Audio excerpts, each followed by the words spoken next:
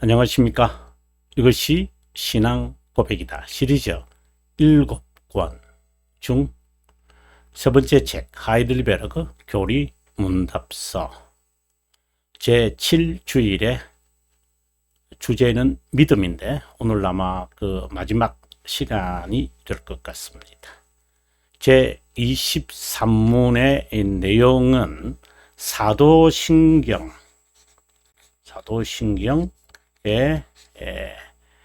내용이 들어 있습니다. 근데 우리가 여러분에게 제가 인사하면서 이것이 신앙 고백이다 시리즈 7권 이런 말을 제가 계속해서 씁니다. 7권 뭔 말인가 이게 그냥 멘토인가 아닙니다. 여러분. 여러분께서 제 책을 보셨겠지만 벨지카 신앙 고백서 이것이 이제 첫 책이었죠. 그 다음에 두 번째 책이 돌 더 레이터 법교였죠. 그 다음에 세 번째 책이 지금 우리가 지금 공부하는 하이델베르그 교리 문답서죠. 그 다음에 네 번째 책이 웨스트민스터 신앙 고백서죠. 제가 이것을 간단하게 이렇게 제가 쓰죠.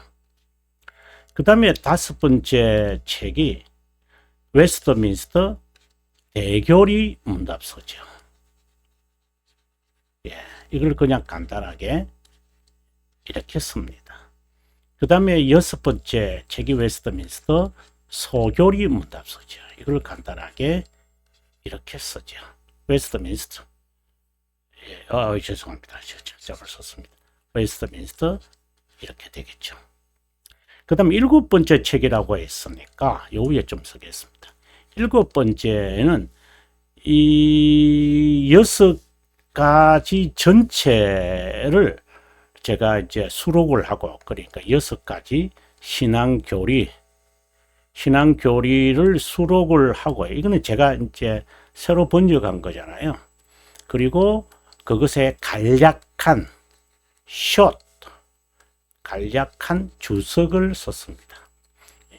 이 6개 전체를 제가 이제 물론 이제 여기서도 다 이제 제가 다 새 번역을 제가 번역을 했습니다만은 그것을 간략하게 우리가 스터디 바이블처럼 이제 스터디 신앙교리죠.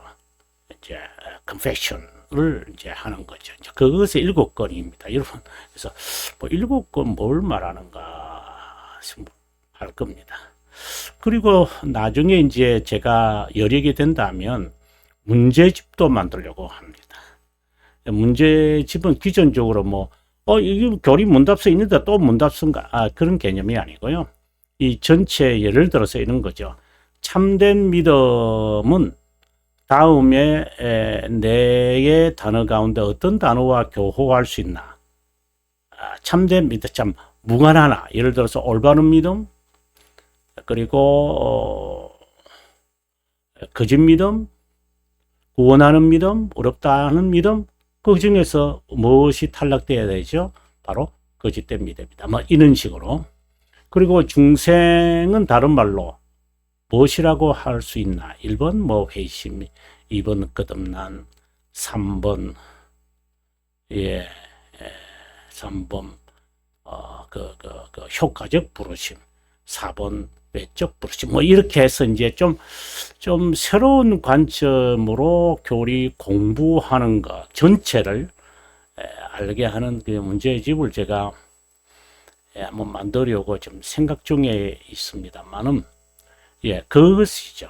그래서 이제 7권이고 부록으로 8권이 있다. 자, 아무튼 여러분 213페이지로 가서 공부하도록 하겠습니다. 213페이지에 왔는데요. 우리가 사도신경의 내용을 이제 우리가 늘 고백하고 또 세 번역도 나왔고 또 9번역도 있고 그런데 또 저도 나름대로 이제 번역을 했습니다. 헷갈리라고 하는 게 아니고요. 이렇게 번역이 되는 의미도 있는 거구나.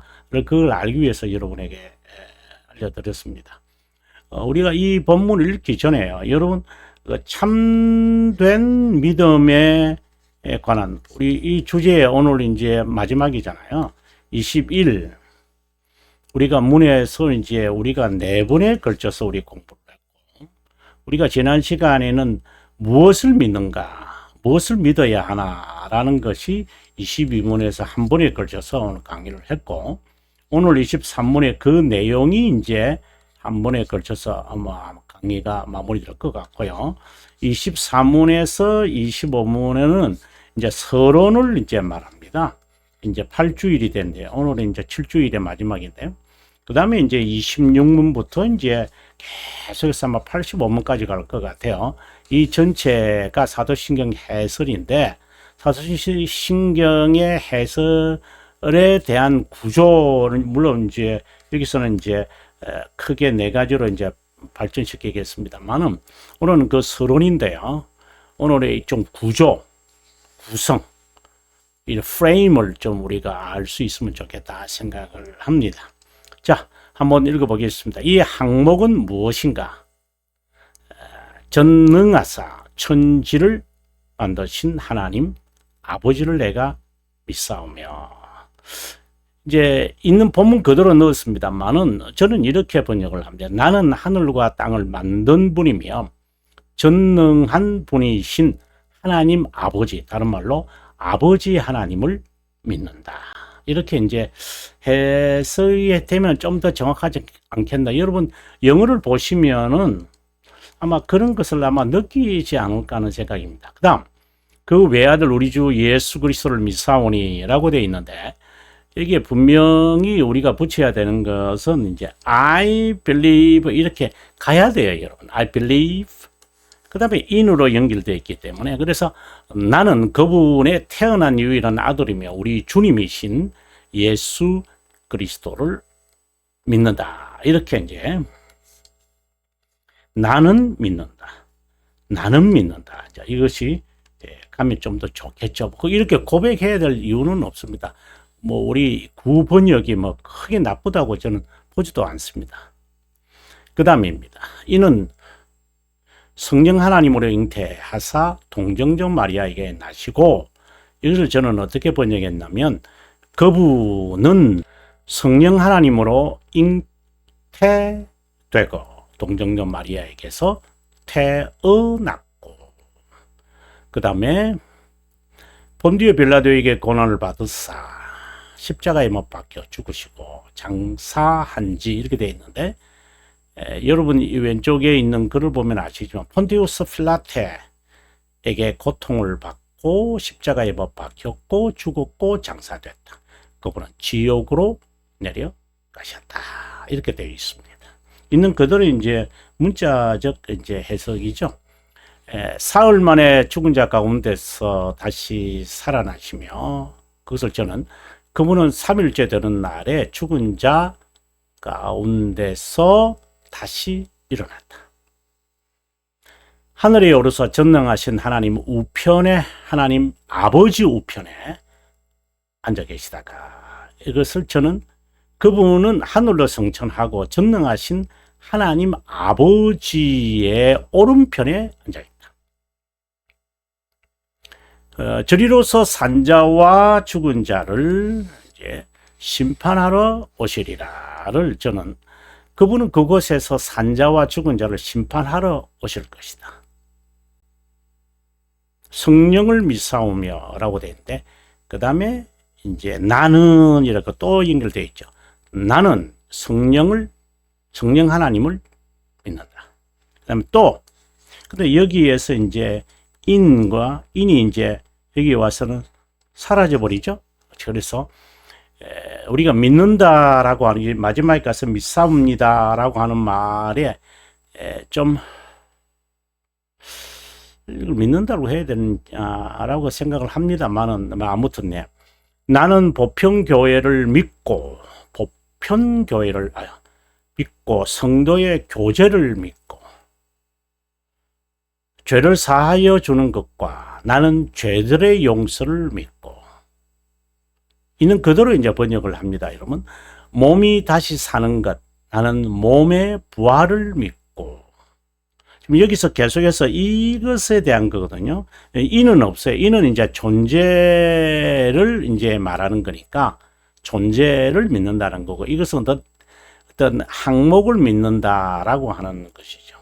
몸이 다시 사는 것, 나는 몸의 부활을 믿고 영원히 사는 것을 믿사옵니다. 나는 영원한 삶을 믿는다라고 되어 있습니다. 예, 계속해서 봅니다. 사도신경의 고백은 23문에서 58문에 이르고, 어떻게 보면 사도신경의 해설서이다. 하이델베르크는 사도신경만 강의하지는 않는다. 10계명, 주기도문 하고 마무리되죠. 129문이 이제 마지막이니까. 사도신경은 온 교회가 수행하는 믿음의 항목, 구원의 진리에 대한 요약이다. 칼빈 선생은 1권 16장 1항에서 4항에 우리가 지금 여기서 고백하는 이제 전능하신 하나님을 믿사오며를 이제 해석을 합니다. 여러분, 아주 중요합니다, 여러분. Almighty God 이라고 하는 것을 해설을 합니다. 하나님은 창조하시고 내버려 두는 분이 아니라 보존 섭리 하나님 아버지 되심을 말한다. 우리가 이걸 흔히 이제 부성애 또는 부성적, fatherly, 우리 영어에는 fatherly 이렇게 말하는데, 우리가 흔히 사도신경만 아니라 기독교 강요 1권 하나님 아버지라는 설명이라고 오해한다. 우리가 1권의 기독교 강요 1권을 하나님 아버지 성부 하나님에 관한 설명이라고 말하면 그분은 기독교 강요 모르는 사람입니다. 모르는 겁니다, 여러분. 다시 말할게요. 1권의 제목을 성부 하나님이다, 이렇게 말한다면 그분은 잘 모르는 겁니다. 그렇지 않습니다. 아버지이신 하나님이다. 삼위일체 하나님에 관한 이야기다. 그래서 이 삼위일체가 1권 13장에 이제 설명을 하는데요. 뭐 구체적으로 나오죠. 정확하게 이제 설명합니다만은 삼위일체 하나님에 관한 이야기다. 성부 하나님에 대한 이야기 하지 않아요. 그렇죠? 좀 아시다시피 좀 알면 이제 그 말을 안 하죠. 모르니까. 그렇다면 우리가 이제 사도신경 해설 첫 부분에도 천지를 만드신 하나님 아버지를 믿사오며 말할 때 성부를 말하는 게 아닙니다. 성부를 말하는 것이 아니라 아버지이신 하나님을 지금 말하고자 합니다. 아닌데 이렇게 말하시면 안 됩니다, 여러분. 예수 그리스도께서 하나님을 향하여 아버지라고 말하는 것과 우리가 하나님을 향하여 아버지라고 하는 이 개념은 서로 다릅니다. 이거는 신격입니다. 이것은 인륜의 관계에서 나오는 겁니다. 이 착각하면 안 됩니다. 이건 구별을 의미하는 것이고요. 이것은 아버지이신 아버지와 같은, 그래, 아버지라는 아버지의 그 의미가 있어야 돼요. 그러면 엄마는 없나? 이래 되면 이제 페미니스트들이 하는 말이죠. 정말 우스워서 제가. 하나님을 아버지라고 부를 때마다 하나님 아버지라고만 제한하지 말아야 한다. 제2권 16장 5항에서 19항 그리스도의 구속사역, 즉 복음이죠. 복음에 관한 건데 13항과 16항에 그분의 부활 성청 하나님 오른편에 앉으심을 고백한다. 네. 특별히 이제 여기서 말하는 거죠. 13번에서 16번. 사도신경은 문자적으로 사도들의 상징이라고 불리고 성경의 요약이다. 그 기원은 불명확하지만 하지만 정통 교부에 의하면 옛 로마 신조, Old Roman Creed 이런 것이 있었대요. 예, 그것이 이제 로마 가톨릭 교회와 관련지어 가지고 그 로마 교회에서 그렇게 했으니까 우리는 하지 말아야 한다. 지난 시간에도 이런 언급을 했습니다만 그렇게 받아들이면 안 되죠. 사도신경의 교회론을 제외하면 콘스탄티노폴리스 신조와 너무나도 유사하다. 사도신경, 우리가 이제 사도신경인데요. 사도신경 이후에 우리가 받아들이는 게 니케아 신조가 있어요, 여러분. 니케아 신조와 거의 유사하게 콘스탄티노폴리스 신조가 있어요. 예, 우리가 받아들이는 이제 4대 신조가 있는데, 그 다음에 마지막이 아다나시오스 신조예요. 시오스 신조. 예, 니케아 신조와 콘스탄티노폴리스가 같은 거니까 이제 마지막이 칼케돈 신조예요. 이거는 451년이고요. 아다나시오스는 4세기경, 이거는 325년과 381년이고요. 이것도 한 4세기경 같아요. 4세기경. 이것이 4대 신조예요. 근데 교회론을 제외하면 거의 니케아 신조와 별 다를 바가 없고 사도신경과 다를 바가 없다. 이렇게 보는 거죠. 그래서 니케아 범종교회의 425년 콘스탄티노폴리스 범종교회의 이후에 작성되지 않았어. 왜? 교회론이 덧붙여진 거 보니까.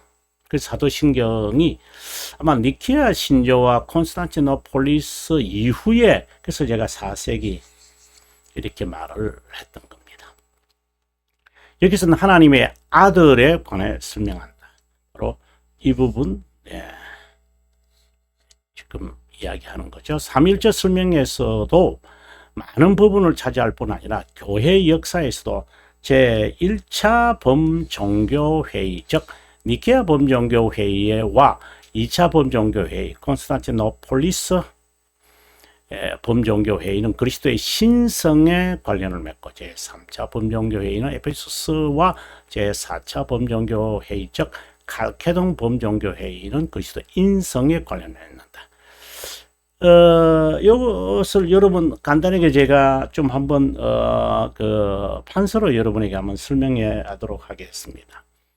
4대 신조 아주 중요하고요. 4대 범종교회의 아주 중요하거든요. 4대 신조는 방금 말했다시피 사도, 신경, 니케아, 콘스탄티노플, 폴리스, 그 신조라는 단어를 빼겠습니다. 그 다음에 아타나시오스 신조, 그 다음에 칼케돈. 니케아 신조가 325년, 콘스탄티노플이 381년, 325년. 그 다음에 칼케돈이 451년. 그 다음에 에베소 그렇게 하겠습니다. 431년.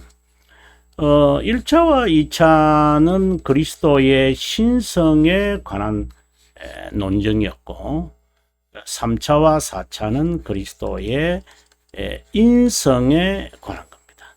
결국은 이 4대 신조와 4대 범종교회의는 그리스도의 두 본성에 관한 거죠. 이것을 우리는 삼위일체 논쟁이라고 그러고, 이것을 단성론 논쟁, 다른 말로는 그리스도론 또는 기독론, 한자로 말하면 기독론이라고 하는데, 기독교론이 아니라 이렇게 됩니다. 결국 우리의 신앙의 고백의 중요함은 한마디로 삼위일체와 삼일체화 이렇게 보다는 삼일체인데 정확하게 표현하면 그리스도의 신성과 인성에 관한 고백이에요. 이게 우리 신앙의 핵심이에요. 예, 그리스도의 신성에 관해서 이야기하려니까 삼일체, 그리스도의 인성에 관한 이야기를 하려니까 구원론에 대해 이야기하고 이제 이렇게 구조가 되어지거든요. 그래서 갈라디아 여러분에게 한번 소개해 드렸습니다. 제4권 1장 1항에서 4항은 이는 이제 기독교 강요를 말합니다, 여러분. 기독교 강요. 교회의 정의, 역할, 목적이 무엇인지 설명한다. 특히 교회는 성령 하나님께서 부르신 자를 저는 아주 중요하게 봅니다. 교회의 목적은 양육입니다. 그래서 모친이라고 갈비인생 1항과 4항에서 분명히 밝힙니다. 교회는 성도들을 양육하는 프로그램 그냥 주일학교 졸업하면 되나요? 청정부 들어가서 그냥 공부하면 되나요? 중고등부 모임에 가면 되나요? 따로 예배 드리면 되나요? 그 전도사에게 맡기나 교육 목사한테 맡기면 되나요? 그게 양육인가요? 아버지가 예를 들어 노란버섯 태워가지고 아이들 보내면 그게 양육인가요? 그건 교육이죠. 양육이라는 말 자체를 모르는 것 같아요. 교회의 목적은요, 엄밀하게 아주 극단적으로 말할게요. 선교가 아니에요. 그건 교회의 활동 역할이죠. 교회를 설립한 목적은 가르쳐, 세례를 주시는 목적으로 해서 주님께서 말씀하시는 거 기억하시면 돼요. 가르쳐 지키게 하라. 그리고 전하라. 이래 놓는 거예요. 그래서 양육이 목적이고 그 다음에 역할은, 목표는 선교예요. 이거 순서 바꿔서도 안 돼요. 목적을 먼저 두고 이거는 계속 하면서 그 다음에 가지를 쳐야 되는데 그것이 선교고 헌신이고 뭐 전도가 이게 되겠죠. 활동이고 예배고 찬양이고 봉사고 선교고 교육, 이것이 이제 교회가 행하는 여러 가운데 5가지의 큰 항목이잖아요. 그 가운데 하나가 선교고 그 가운데 하나가 교육이고 그 가운데 하나가 찬양이고 그 가운데 하나가 예배지, 예배 드리는 것이 교회의 목적이 아니죠.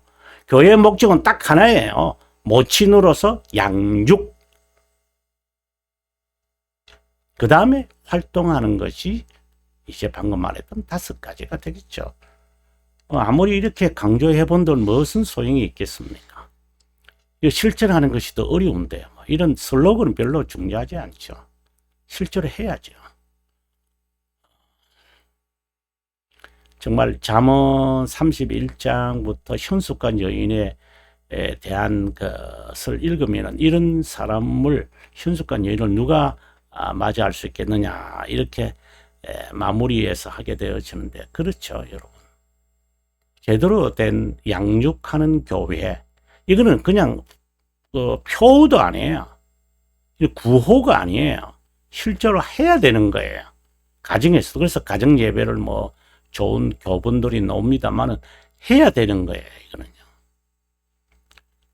주일학교가 중요한 게 아니에요. 중요하죠. 더 중요한 것이 있어요. 집에서, 가정에서, 가장이, 그러면 남편이 교회 안 다니는 사람은 어떻게 해야 되나요? 어머니가 해야죠. 어떻게 해요? 저는 어릴 때 저희 어머니가 하셨어요. 가정 예배를. 아버님은 교회를 안 다니셔도 일찍 출근을 하시면 어머니가 아이들을 깨워서 저를, 우리 누님과 예배를 드리게 했고, 그리고 아버님이 늦게 가시면 아버님도 그 단칸방에서 살아서요. 뭐 다 아시잖아요. 제가 어릴 때 어떤 상황이었는지, 제 나이 정도 이상 되시는 분은 더 아실 거예요. 5자 방밖에 안 되는 그 조그마한 방에서 내 식구가 오손도손 있으면서 이불 2개 가지고 자면서, 그런 속에서도 가정 예배를 드렸어요. 방에 2개가 되는데 왜 한 곳에서 모여서 자녀와 함께 어머니가 오손도손 아이들하고 학교 가기 전에, 음식을 먹기 전에 이 예배를 못 드리나요? 그럼 어머니가 음식을 이제 마무리할 동안에 아이들은 이제 세면하면 되죠? 글쎄요, 모르겠어요. 가정 예배를 안 드리는 것이 양육이 아니다. 이 말을 하는 것이 아니라 양육은 교회와 가정이 함께 가야 한다. 이 말을 합니다. 그 말을 잘 안 듣는다. 왜 말을 안 들어요? 내가 낳은 자식인데. 얼마나 수고하셨는가요? 저는 그 말을 정말 묻고 싶어요. 아무튼 양육이라는 것, 여러분 정말 이 안에는 교육도 들어가죠. 훈육도 들어가죠. 훈계도 들어가죠.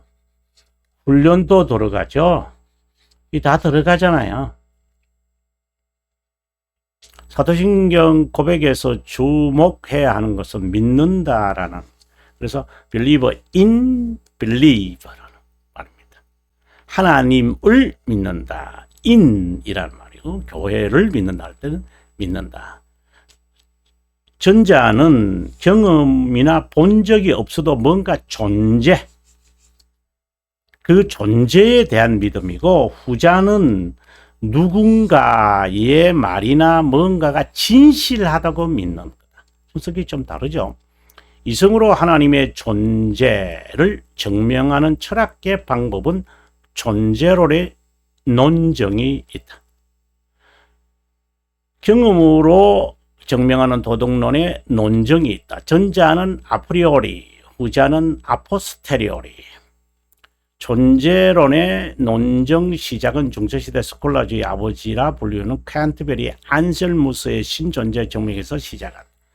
이런 논증 방법은 17세기 프랑스 철학자 데카르트, 18세기 독일 철학자 칸트로 이어진다.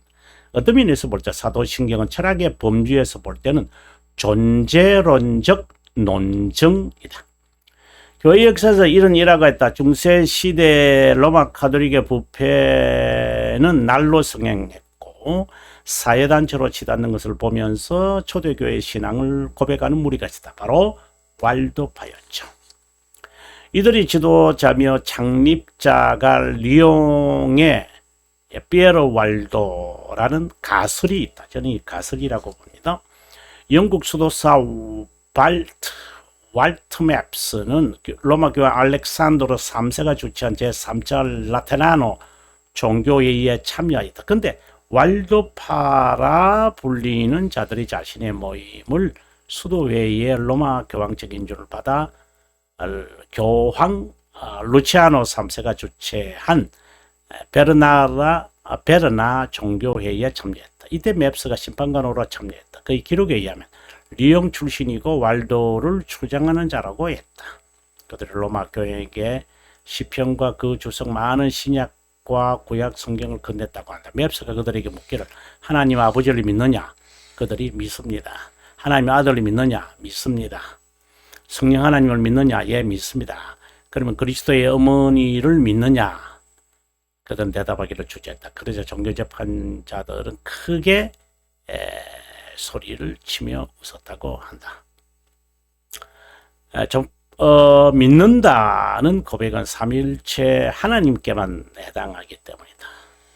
뭐 이런 이야기들이 있는데 뭐 그런 별로 중요한 것이 아니고 그냥 여러분 한번 참고하시라고. 예, 여러분 다음 시간부터 우리가 또 길게 우리가 설명하겠습니다만은 217페이지부터 또 다음 시간에 여러분 이제 하나하나 이제 사도신경의 서론 구조를 통해서 우리가 믿는 바가 뭔가, 꼭 믿어야 하는 것이 뭔가를 파악해 가도록 하겠습니다. 조금 길었죠? 예, 긴 시간 동안 함께 해주셔서 고맙고요. 예, 다음 시간에 여러분과 함께 할 것을 약속드리고 남은 시간 행복하십시오.